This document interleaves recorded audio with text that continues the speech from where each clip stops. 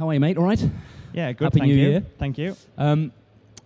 We were just talking earlier upstairs about what you're going to be doing this year. You're going to be quite busy, aren't you? Give us a précis of what's happening. Yeah, I mean, obviously, M Sport as on the company side, it was looking like a near disaster situation towards the end of last year, and then obviously with the backing from Qatar, that all turned around. And we're building an R5 car, which is the Super 2000 car replacement. And the plan is that that'll turn a wheel for the first time next week. And then hopefully the plan for later on in the year is to try and do WRC2. So it'll be fantastic promotion for the car, but also it could be a good chance for me to actually have a go at trying to win that championship as well. For those that perhaps don't know, WRC2, effectively the GP2 of rallying. It's one step down, but it's on the World Championship calendar, and you're still out there doing the events. Yeah, exactly. And that's the main thing. You know, you're still getting the experience of the rallies, which is one of the most important things. But it's it's at the highest level, and it's just with a car that's one step down, if you like. So it's the replacement of what was SWRC and Super 2000 World Championship. So it's there's a lot of interest, and R5 has a lot of interest. But I think as a company, M Sport side, we really need to push it, because I think it is probably the car of the future. But also for me as well, it's a fantastic opportunity to do a series where you've got a good shot of actually going for the championship. Yeah, people perhaps don't realise that M Sport runs the cars in the World Championship for the sort of if you like, the kind of the works team, but the lifeblood of the company is the customer program, and you guys build hundreds of rally cars. Yeah, I mean, that's obviously the core business. There's something like, I think it's 721 cars customer cars in circulation in the world, and obviously all them cars need spares, they need parts, they need engineering backup. So it's you see this side obviously, and this is the forefront to it, but then there's a lot going on that you don't see as well. I think rally fans just are so delighted and relieved that that's happening, and it didn't look good for a while, did it? And then Nasser Al-Attiyah came along, and good stuff. Yeah, no, I mean, it was looking like a disastrous situation, to be honest. But yeah, Qatar came along, and I mean, there's still a little bit of a hole to fill for sure. I mean, it's a massive project, and it's great to have the backing, and I think it's going to be a good year. There's you seen yesterday, Mads was here, and it's a really young sort of driver lineup, but I think. As my dad said, they've got experience. They're young, but they actually have got WRC experience, and I think there could be an outside bet for a few rallies this year. It just depresses me that these guys are 22, 23, and that they can drive like that. Well, at 25, I feel old now. Yeah, yeah. Wait till you're my age, mate. It is amazing, isn't it? That it's like Formula One. You've got to start when you're tiny. Yeah, I mean.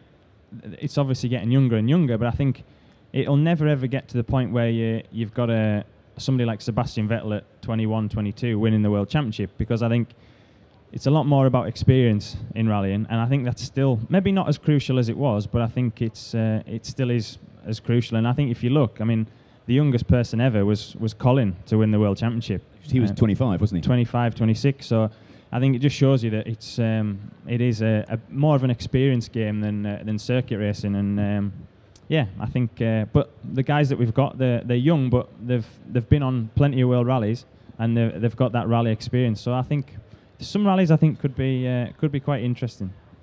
As a driver, do you have a sense of frustration that you did 5 or 6 years in the World Championship and you scored points, you were top 10 almost every time? But that you didn't go one step further? Are you frustrated by that? Yeah, I mean, I think I had a fantastic opportunity with the backing from Stobbart, and we had a plan, because we had security. We had a plan that we could do it, build up the speed, and actually do it over a series of 4 or 5 years. And we were lucky to have that opportunity. There's a lot of people didn't, and I think the people that didn't, they had to go in there and prove themselves straight away. And I think, okay, for us, that's what we did, but we were probably did it at the wrong time. When we were getting to the point where we were, close to the podium, 4th, 5th, all them results that we had, there was, in effect, there was 2 manufacturers. And if you go back to the days of like 2000, 2001, where you had 6 or 7 manufacturers running 3 cars, it was a very different situation. So, you never know what can happen. And I think at 25, there's still plenty of time. Chris Meek got his Works Mini drive at 32, 33-year-old. Yeah. So, anything can still happen. And I think sometimes maybe you have to take a step back to actually go forwards. And I think that's what we're planning to do, hopefully this year, is to step back a little bit, have a go at actually winning a championship, and then, it might progress you forward in the future as well. I suppose it's difficult, isn't it? The perception is that if you didn't get the job done, you didn't make the most of being Malcolm Wilson's son and having the kind of the passport to everything at M Sport. And if you did, any results you did get, well, he would. He's Malcolm Wilson's lad. In many ways, you can't win. Yeah, no, I mean, I think, don't get me wrong, it was a very privileged position, and one that I was very fortunate to have. But on the other hand, it works both ways. It's got its upsides, but it also does have its downsides. I mean, I think everybody just associates you solely with Ford and M Sport. So maybe that puts you out of a few other opportunities that may arise, because people think you have such close ties, which obviously we do. But I'm more than happy to drive anything else, any other car. But better than a real job. Yeah, yeah, exactly. But I think, it certainly has more positives than negatives, but there always is a downside to it. Yeah, and of course your dad's running a huge operation up there. It's not, there's no favours. It's not a charity. You've got to sort of muck in and toe the line, haven't you? Yeah, exactly. You've got to, at the end of the day, you've got to find the budget like any other paying customer. So that's what we're trying to do for the second half of the year with this WRC2 program, and we'll see how we get on. So you're still chasing the vital last few pounds here and there. Yeah. And you come out in the middle of the year. Yeah, I mean the cars, the new R5 car, we're sort of looking to homologate sort of April time. So it's not going to be ready realistically until after then. So what we're looking at the minute is the sort of second half of the year, which is the probably more favourable rallies for me as well. You've got like Greece in there, Finland, GB, Spain, all them good rallies that have been good for us in the past, Australia. So that would be our plan and what we're sort of working towards. I remember, and some others will of course remember as well. 10 years ago, you were racing, not rallying. In fact, you were racing alongside Lewis Hamilton, weren't you, in Formula Renault? Yeah. With the new tie-up with that wonderful machine behind you, could you be having a bit of a pedal in that? It'd be very nice. It is mega, isn't it? Yeah, it looks fantastic. It doesn't look like it would be any good on gravel. No, I don't think so. That. A little bit low.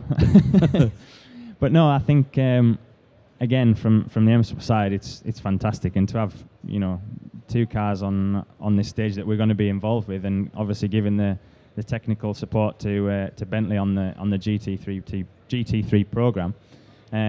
What a fantastic opportunity, and what a brand to be associated with. So I don't know. I'm sure there'll be quite a number of drivers queuing up to be involved in that project. Yeah. But you never know. It's something. I've done a lot of development testing side with a lot of cars in the past, with the Super 2000 World Rally car, and hopefully this R5 as well. So you never know. That's something that I enjoy, and something that'll need to be done on that car. So never say never. Is the Bentley program something that M Sport sort of made its business to get involved with in case the WRC program didn't happen? Or was that coincidence? No, I mean, I think more coincidence than anything. But I think as a company, we're now at that point where we were strong enough to diversify a little bit. And I think Dad's philosophy was always that do a job and do it properly, do it right. And I think you can see that he's done that, and that's what he's solely concentrated on for a number of years. But I think got to that point now that the company's big enough and strong enough to actually look at other opportunities. And when that came around, it was probably the perfect time to have a crack at it. So no, I mean, it's fantastic. It's something totally different, and I think it's really exciting for everyone up in Cumbria to be associated with a brand like Bentley. I suppose just skipping back to WRC, it was important that M Sport stayed involved at a time when Volkswagen came in, bolstering the manufacturer input, and we had a new promoter, or we hope to have a new promoter in Red Bull. Yeah. It's an important point, isn't it, for the WRC now to grow? I think WRC's been through the mill, in the last few years, and I think it was at its lowest point when there was a couple of manufacturers, no promoter, and it was basically pretty much as low as it could go. And I think now it's well and truly on the up. You've got massive investment from Volkswagen, Citroën are there, and obviously we can be there with a proper attack as well. So I think rallying is definitely on the way up, and hopefully this whole Red Bull promoter situation is nearly finalised, and we can actually go and get rallying back to where it needs to be, really. Yeah. Good stuff. Thanks for talking to us again, mate. Have a great season, and we will follow it with interest. Thank you very much. Ladies and gentlemen, Matthew Wilson. Thank you. Thank you, mate.